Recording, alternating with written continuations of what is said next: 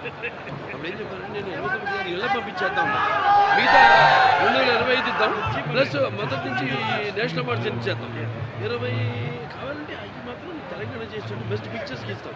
గట్టిగా మాట్లాడి నాకేం పట్ల పక్కన స్టార్ట్ కట్ అనాలి.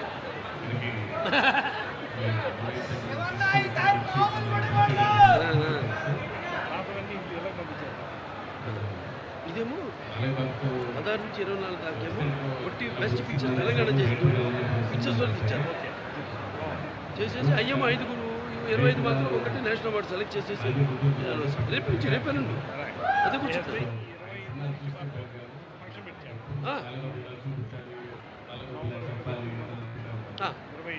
అలాగే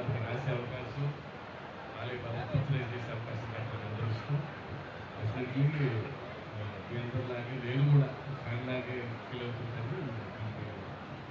sure fans and all movie lovers, thank you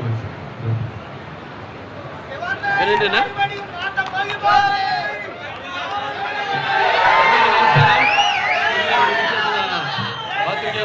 print and electronic media వారందరికీ నా హృదయపూర్వక, అలాగే నా అభిమానులు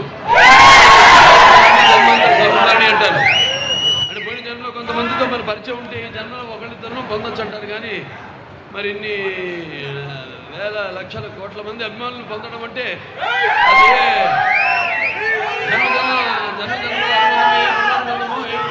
అనుబంధమో కదా అని నాకు అనిపిస్తూ ఉంటుంది. అలానే ఇవాళ ఈ యొక్క మన ఎస్ఎల్బి సినిమా ప్రారంభోత్సవానికి ముఖ్య అతిథిగా విచ్చేసిన మన ఆంధ్ర రాష్ట్ర ఐటీ మరియు విద్యాశాఖ మంత్రివర్యులు శ్రీ నారా లోకేష్ గారికి, అలాగే మన ఆంధ్ర రాష్ట్ర పర్యాటక మరియు సినిమాటోగ్రఫీ శాఖ మంత్రులైన దుర్గేష్ గారికి,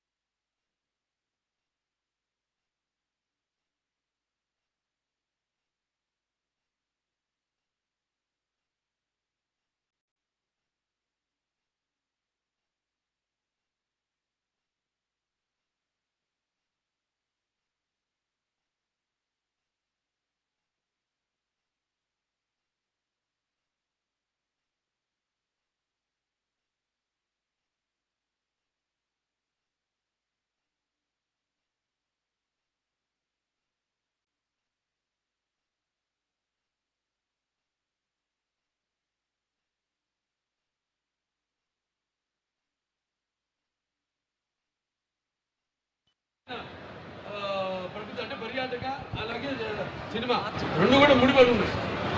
పర్యాటక అలాగే కేవలం సినిమా పరిశ్రమతో పాటు దానికి చేదోడుగా మన అమ్యూజ్మెంట్ పార్క్స్ అయితే ఇవన్నీ కూడా మాట్లాడుకుంటున్నాం.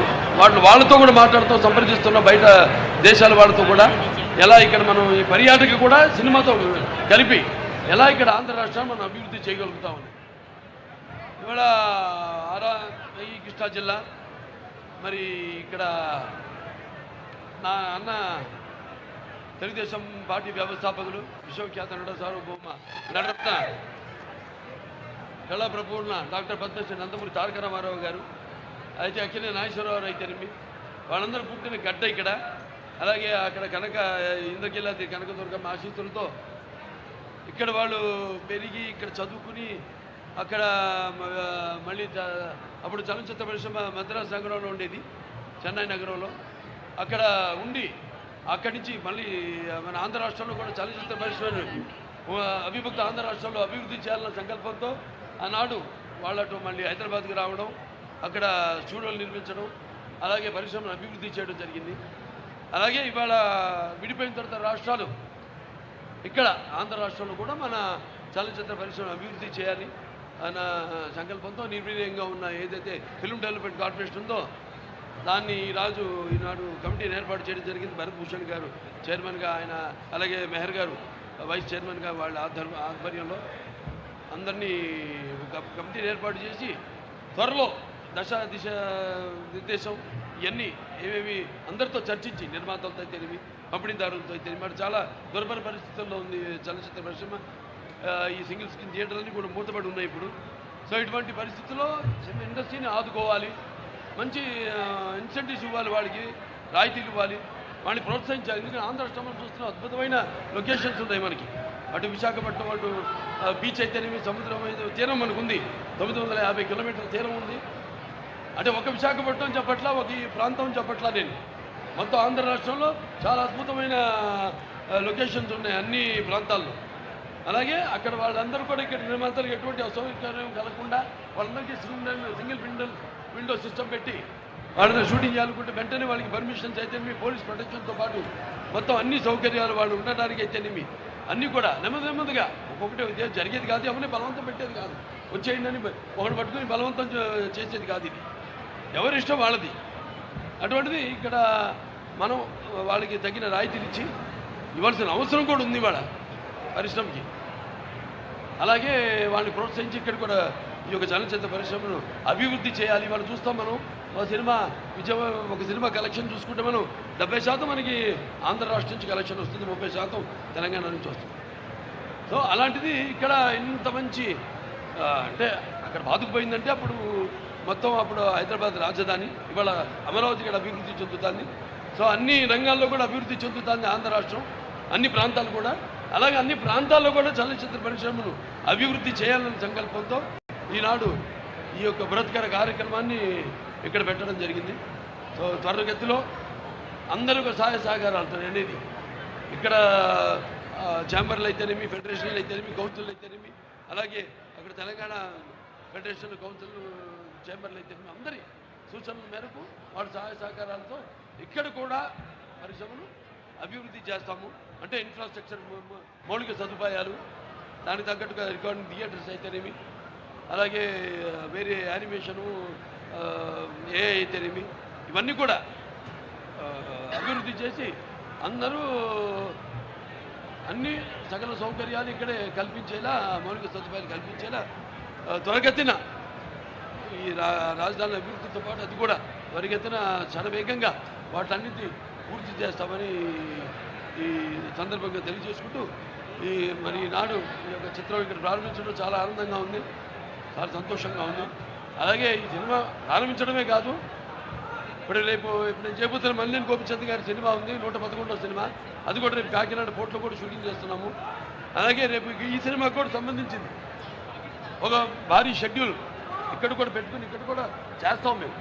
ప్రతి సినిమా కూడా నా సినిమాలన్నీ కూడా నేను చేసిన సినిమాలు ఎవరు చేయలే ఇక్కడ ఆంధ్ర రాష్ట్రంలో. విశాఖపట్నంలో అయితే ఏమి, రాజమండ్రి అయితేనేమి నేను చేసిన సినిమాలు అంటే ప్రజలకు సహాయ సహకారాలు, అభిమానం, కేవలం అభిమానులే కాదు అందరూ మొత్తం నా సినిమాలు వాళ్ళ ఆబాల గోపాలాన్ని అల్లరించి నా సినిమాలన్నీ కూడా అన్ని వర్గాల ప్రేక్షకుల్ని ఆకట్టుకుంటున్నాయి. నా సినిమాలంటే నేను చెప్పాను కదా, నా పూర్వజన్మ సుకృతంగా భావిస్తున్నాను. సో అలాగా మీ అందరి సహాయ సహకారాలు కూడా చాలా ముఖ్యం వేరే వాళ్ళందరికీ. సో మీరందరూ కూడా ఈ యొక్క పరిశ్రమ అభివృద్ధిలో మీరంతా భాగస్వాములు కావాలని త్వరగతిలో ఒక అందరితో సంప్రదించి నేను చెప్పినట్టు ఈ పరిశ్రమని త్వరగతిలో ఇక్కడ అభివృద్ధి చేస్తాము అని తెలియజేసుకుంటూ నేను సెలవు తీసుకుంటాను.